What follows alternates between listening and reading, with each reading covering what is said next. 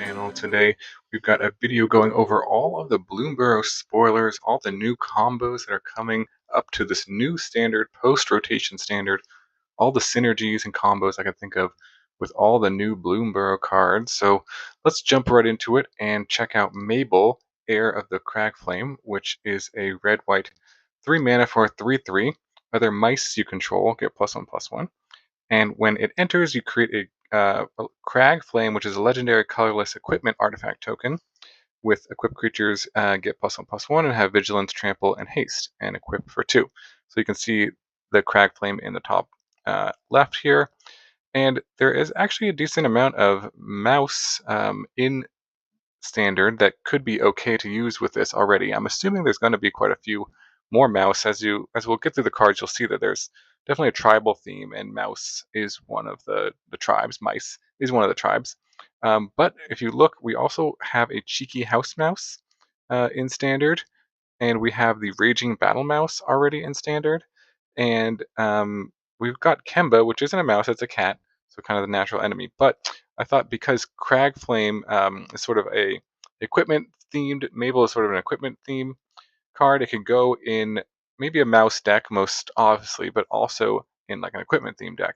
So if you had, if you played Mabel and then the next turn you played Kemba, you could equip it right away to Kemba, and it would give it Vigilance, Trample, +1/+1, and also +1/+1 because it was equipped, and Haste. So that would be kind of a nice play. Or if you every time you created a cat token with Kemba, that would also trigger its ability to move the equipment for free. And moving this equipment for free is pretty powerful because giving Vigilance, Trample, Haste, and +1/+1 all for free is pretty good on any creature that just comes into play. So a pretty powerful effect. There's a lot of other kind of equipment matters cards in standard that maybe Mabel could see play in. So I could see it going into two of those different kind of shells, synergizing with mice or with equipment. So let's see. We've got the Luma, Bellow of the Woods, a 6 mana star, Vigilance Reast, Elemental Bear, and its power and toughness is each equal to the number of lands you control. And when it enters, you mill 4 cards and return all land cards from your graveyard to the battlefield tapped. So kind of like an Aftermath Analyst kind of effect, kind of the same sort of thing. So I thought, even though the fetch lands in Standard are sort of rotating, the ones that the Aftermath Analyst deck are using, maybe this card could be sort of a substitute for just having this another effect that brings a bunch of lands back into play. And of course, it works kind of well with Nissa because not only does it trigger, landfall a bunch when it brings all the lands back from your graveyard into play, but it also is an elemental, which Nissa cares about. So it searches for an elf and elemental. So you could search up that Aftermath Analyst or the Lumra if you're able to get 2 landfall triggers earlier in the game. There's also the Pitiless Carnage was sort of this combo deck where you would sacrifice all your lands, float all your mana, sacrifice all your lands to Pitiless Carnage, then play, Aftermath Analyst, or use the Aftermath Analyst ability. You could see the Lumera in this kind of build as well with Pitiless Carnage, sack all your lands, draw all his cards, play Lumera, get them all back, trigger the landfall all again. So I think it definitely has a home there. I think this card is quite powerful and actually could see some standard play. But it kind of reminds me of Primeval Titan-ish. Probably not nearly as good, but definitely has a very powerful effect attached to it. So I wouldn't underestimate this guy for sure. Next up, we've got Berkey Long Ear of the Law, which is a 6 mana 4/4 Vigilance. When it enters, put a +1/+1 counter on each of up to 2 target creatures. And when a creature you control with a +1/+1 counter on it attacks, double the number of +1/+1 counters on it. It's also a rabbit soldier, which could be relevant creature types in rabbit. We'll have to see, what other cards support rabbits, obviously, in this set, but that is a relevant creature type in this set for sure. So rabbits and mouse are both relevant, just to take note of that. We got the cards I thought would synergize with this or combo with this are obviously anything that plays with +1/+1 counters is pretty powerful. And Slime Against Humanity, if you wanted to go that way, maybe just in Commander, this could be a good kind of thing you could do because you can play as much Slime Against Humanity. But I'm still hoping that there will be a good Slime Against Humanity deck in Standard. That would be cool. But because the slimes are 0/0s, its last ability, whenever it doubles the number of +1/+ encounters on it, it'll just double the power and toughness of the slime. So if you had a few slimes out, you play this, and then you get +1/+ encounters on each of them. They attack, it doubles them. That could be basically a game-winning play. So definitely powerful in that regard. It's also a soldier. I always think of really expensive soldiers with preeminent captain, maybe for uh, different formats like historic or pioneer. I think it's legal in pioneer. Preeminent captain lets you put a soldier card from your hand into battlefield tapped and attacking. So it could put in this and then put counters on something right away. It's kind of a way of cheating it in. But yeah, let me know in the comments what you think about this or the other uses. But we'll see. We'll see about the rabbit subtype, and maybe there's some ways to sneak in rabbits that are pretty good in standard too. All right, next up we've got Bria Riptide Rogue, which is a 4-mana 3/3 with prowess, and it is an otter, which again is another relevant creature type, and a rogue, which is relevant from the last set, Outlaws, Thunder Junction, to be a rogue. Other creatures you control have prowess, and whenever you cast a non-creature spell, target creature you control can't be blocked this turn. So it's certainly like a super prowess kind of card, gives everything prowess, has prowess, and then when you cast a non-creature spell, gets your other creatures through. So definitely you'd want to kind of like play a couple creatures out and then play this. I thought maybe it could be good with like plot spells, because if you do a plot spell, then you could play this on turn 4 or whatever.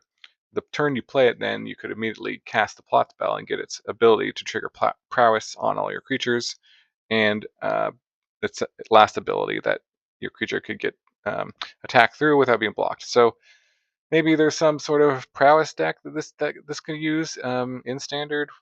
We'll see, and again, we'll see just how good the otter subtype ends up being, and maybe that can be relevant in more ways than we realize. There's a few actually that we already got about being an otter, which can be helpful. So definitely the otter theme seems to be spell slinging. So we'll talk more about that. Next up, we've got a cycle of 5 different lands, these uncommon lands that all tap for colorless and then tap for a color, but you can only spend down a mana and then have an additional ability that you can use if you have, or if certain creature types have come into play. So I wanted to kind of review some of the creature types that we already have, and these are kind of the 10 different creature types that are going to matter a lot in Bloomburrow. So kind of seeing, okay, what do we already have in standard that meet these creature types? So the Oak Hollow Village is the green one, and it puts a +1/+1 counter on a frog, rabbit, raccoon, or squirrel that entered the battlefield this turn. I thought Halo Hopper might be decent, which is a frog, because you could kind of tap some of your tokens to play it, and then tap the Oak Hollow Village if you had extra mana to put a +1/+1 counter on it. The Bramble Familiar is a raccoon, so that could be useful. The Prairie Dog is the only squirrel I think that's legal, going to be legal in standard, from what I could find. And then Real Bunnycorn is a pretty solid rabbit. So those are all pretty good. Looks like sort of green-white would kind of be a good fit for the Oak Hollow Village, but I think these lands are pretty powerful because you can use them to cast your spells with the colorless, or your creatures with the color, or just have an additional sort of spell ability on the land that you can use more than once. So definitely a powerful effect that you can kind of get extra value out of your lands. Always want to pay attention to that. We got the Rockface Village, which is the red version. And the last ability is red and a tap, target lizard, mouse, otter, raccoon you control gets +1/+0 and gains haste until end of turn. Activate only as a sorcery. This might be one of the best of the land cycles here, I think. Also note, so the Pyrotechnic Performer is a Viashino. However, they errated all the Viashinos. From what I understand, they errated all the Viashinos to be lizards. So if you see Viashino on a card, it is a lizard now. So that is very relevant for. We'll see what the lizard tribe ends up looking like in standard, but it definitely adds up a lot of different cards. There's quite a few Viashinos that they've printed in the last couple years. So the performer could be used with this to pump up its power, which is useful to its ability. And then, of course, the Raging Battle Mouse we mentioned with the mouse tribe earlier. Elusive Otter is a pretty nice otter. So again, the otter kind of seems to have the spell slinging prowess subtype, and then the scavenger here, the raccoon, is decent raccoon. The Bramble Familiar is probably the better of the ones, but I just wanted to kind of see what else we had in standard, and those were kind of one of the few I could find that have the raccoon subtype so far. Of course, they're most likely going to print a bunch more. Okay, so that is the red one. The blue one is the Lilypad Village, which its last ability is to surveil to and activate only if a bird, frog, otter, or rat enter the battlefield under your control this turn. So we've got, the slick shot show off of the bird. The bird is the word here. And the poison dart frog is sort of a frog representative. Another otter is the Frockling familiar, and then the Lord Skitter here for a rat. The Lord Skitter is pretty awesome with this card because it creates a rat token every turn, and so you can kind of use its ability every turn if you wanted to, because the rat token comes into play every turn. So that's pretty powerful, I would say, combination between Lilypad Village and Lord Skitter as well. Okay, the white one is the Lupin Flower Village. This one you can sacrifice for 2 mana. Look at the top 6 cards of your library. You can reveal a bat, bird, mouse, or rabbit card from among them, put it into your hand. The rest on the bottom of your library in random order. So again, you could use this to find Mabel, for example. I kind of like the synergy between this and Claim Jumper because you're sacrificing a land, so you're going down a land to find Claim Jumper, which then, if you're behind on lands, can give you more lands and help you catch up on lands.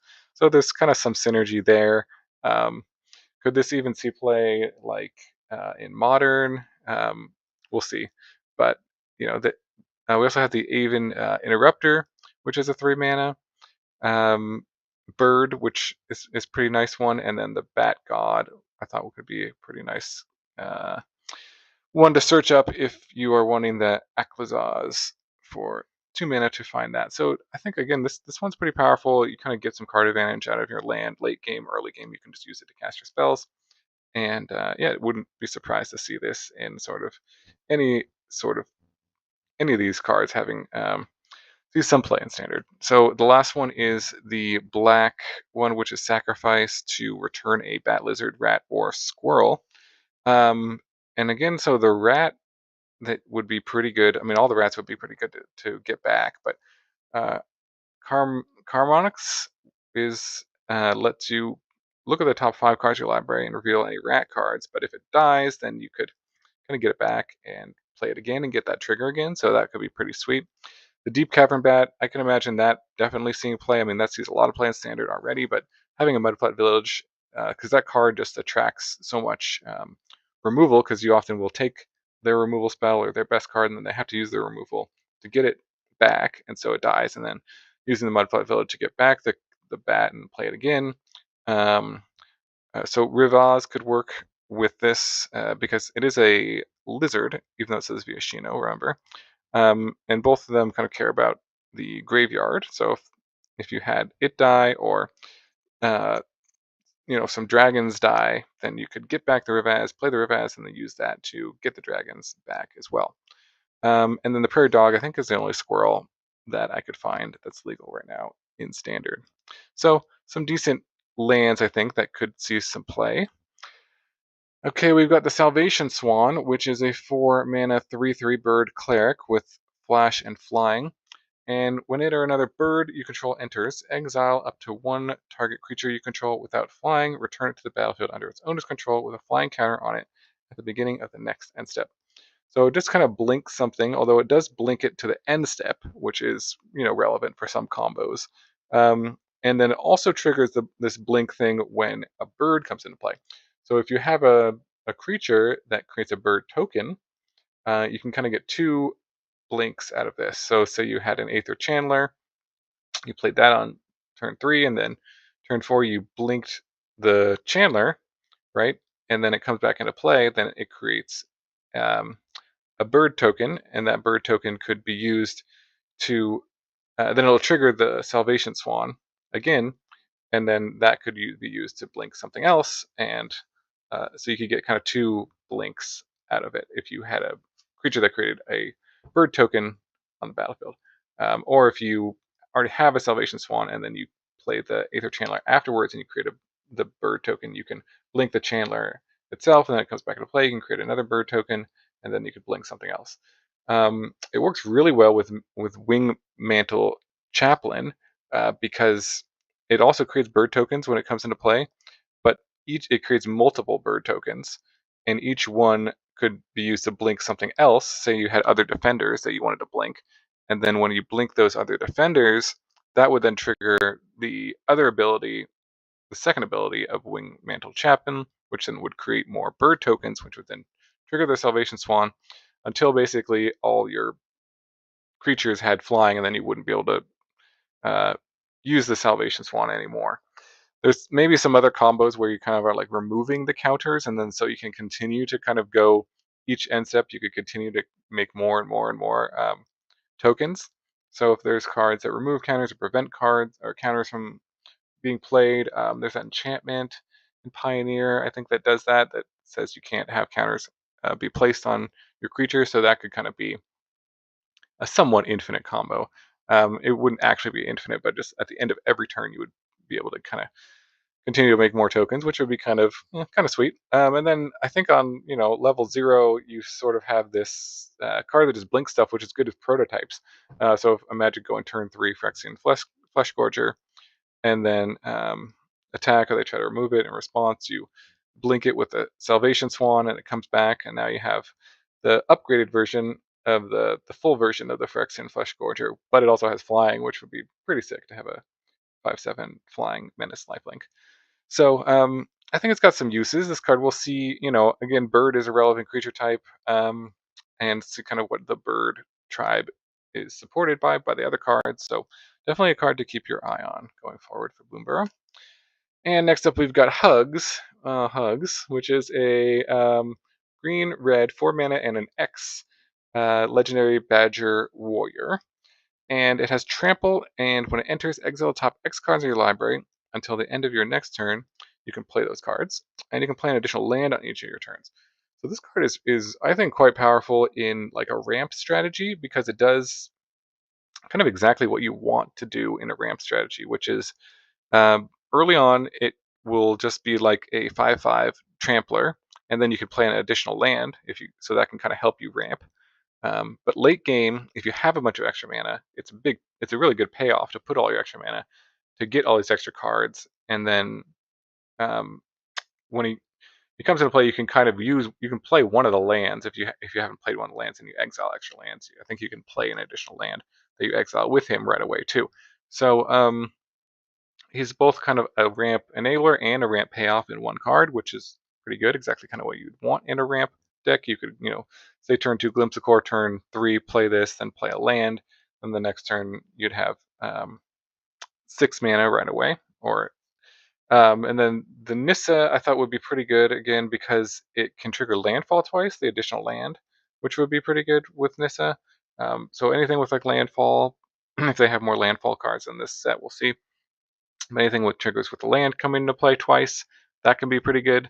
And then also I noticed that it's kind of like it's the exile draw effect, which is relevant to some cards in standard, like Quintorius, Rocco, and PNLR, all trigger off of things being played from exile. So it could be some sort of like Naya Exile Matters list with Hugs at the top end, or kind of mid-range deck where you get a bunch of value out of playing things from exile. I could definitely see Hugs fitting into that kind of shell there as well. All right, and so we've got some commons and uncommons left. I love this card, the Sun Shower Druid, a 1 mana 0/2 Frog Druid. Again, Frog is a relevant creature type, so we'll see what that uh, matters, how much that will matter. So we're not quite sure, but just on what we have already in Standard. So what does it do? It enters, it puts a +1/+1 counter on target creature, so you can put it on another creature if you wanted to, and then you gain 1 life. So a few cards is kind of like synergizes with. I thought it was kind of nice with anything that cares about like power and toughness, or the base power and toughness, because its base power and toughness is 0/2, but it has a +1/+1 counter on it. So Baird kind of cares about if you have a creature with power greater than its base power. So you could go turn 1 Sunshower Druid, turn 2 Baird, trigger it right away, get your token. Works good with +1/+1 counter synergies. The Dusk Legion Duelist, you could, if you did that on 2 and play this on 3, you could put the counter on the Duelist and then draw a card right away. And then also anything that cares about life gain, because it just gains you life. So maybe Amalia, Soul Sisters type of strategies. So I think this has some homes. I don't know if this will see standard play. We'll see. It's like, I think it's on the cusp of being playable. Again, we're gonna see how much the frog subtype matters, because that could matter quite a bit too. But it also has some kind of decent synergies in standard already. So we got the carrot cake. All right, who's hungry? 2 mana for an artifact food, and when it enters and when you sacrifice it, create a 1/1 white rabbit creature token and scry 1. So pretty decent effect here. And then you can also sacrifice it because it's food. You can sacrifice itself to gain 3 life. So by itself, it's decent. You can get 2 tokens out of it, gain 3 life, scry twice, just by itself. But you could also kind of use it to sacrifice to other things, such as the Legion Extruder can sacrifice it to create a golem, so it's probably a little more powerful than getting 3 life, but you also get its ability, so you create another rabbit when you sacrifice it. It is a food, so there are some food synergies in standard. Welcome to Sweet Tooth, and there's a few other cards that care about how much food you have in play, but Welcome to Sweet Tooth is kind of goes on flavor theme here for having a food-based deck. So maybe we'll have to make the make the food deck. And the Guardian of Gearpore is nice because it just kind of blinks it. So it has a decent come into play ability. So you could blink it a few times to keep getting the value of making a rabbit every turn and scrying every time. If you had other cards that kind of blink it each turn, you can get some value out of this. So we'll see. It could be a piece in sort of a standard kind of token list, a food deck. It could be a decent role player, but yeah, we'll have to see what else we get.